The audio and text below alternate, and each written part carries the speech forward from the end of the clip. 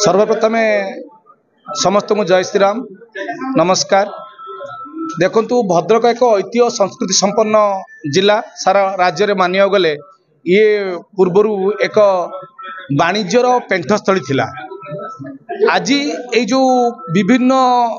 देश विदेश एवं विभिन्न राज्य एटी आसी जो 166 स्टल आमर पड़ो एटी आमर अति क्षुद्र क्षुद्र एवं मध्यम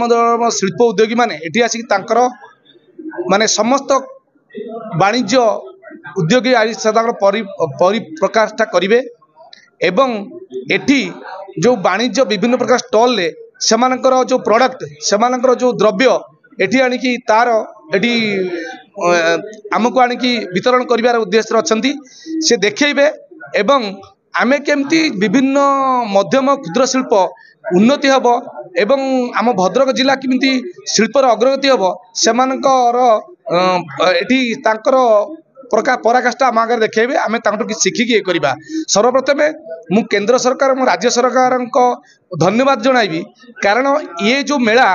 भद्रक जिले में माने ओडिशा रे मात्र दुईटी स्थान प्रति वर्ष दुईटी स्थान हुए। एथर भद्रक जिले में आम पाली पड़ न था आमर कर्मकर्ता माने समस्ते जाईकरी बसिकी एवं आमर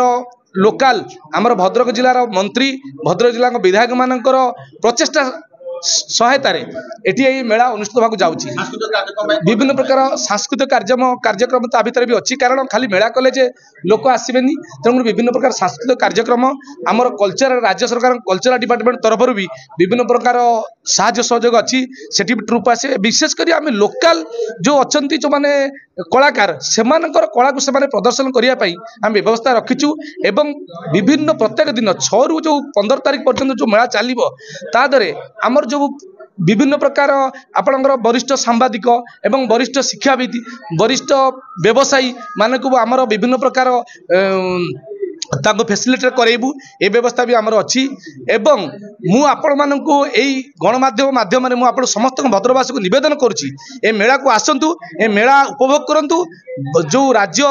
बाहर जो विभिन्न प्रकार आसुची स्टॉल तार मजा नियंतु फूड कोर्ट भी अच्छी सांस्कृतिक कार्यक्रम एति कही